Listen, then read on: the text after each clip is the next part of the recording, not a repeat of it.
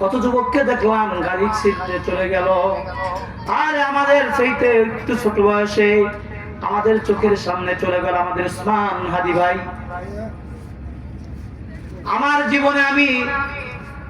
জীবনে যত আমার এই 41 বছর বয়সের মধ্যে আমি যত কান্না করেছি, চোখ থেকে যত পানি বের হয়েছে, আমার জীবনের চোখ থেকে যত পানি বের হয়েছে, আল্লাহর ভয়ে আমি যত কান্না করেছি, মানুষের জন্য যত কান্না করেছি, আল্লামা দেলাওয়ার হোসেন সাইদী রহমাতুল্লাহ আলাইহি বিদায় নিয়েছেন। আমার স্বজন লাগে, আমার আত্মীয় লাগে, আমি তাকে দেখে দেখে পথ চলেছি। ওই আল্লামা দেলাওয়ার হোসেন সাইদী রহমাতুল্লাহ আলাইহি এই বেচারার নামটা পর্যন্ত বিগত সময় আমরা নিতে পারি নাই।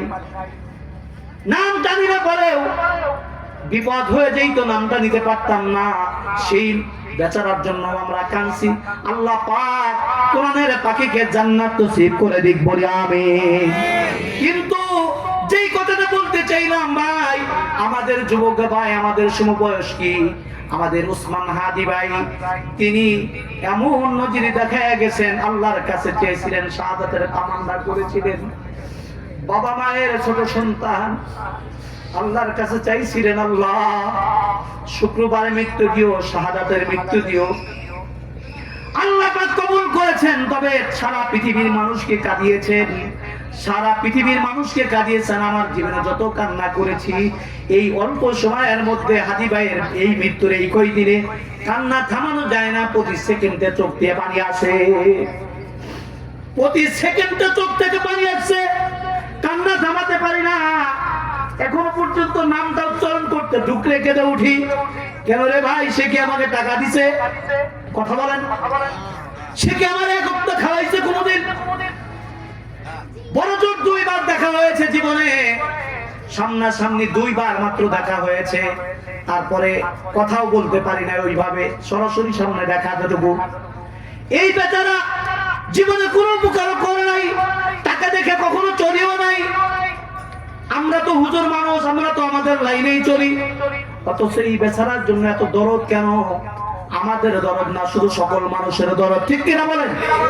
একটাই কারণ, আদর্শ ছিল ঠিক। সুবহানাল্লাহ। ওই মালিকের গুণগান গাইতো, যে মালিকের গুণগান আমিও গাই, আপনারাও গান।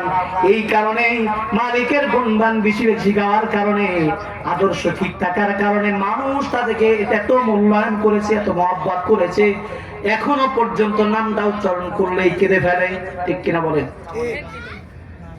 এইরকম জীবন করা চাই।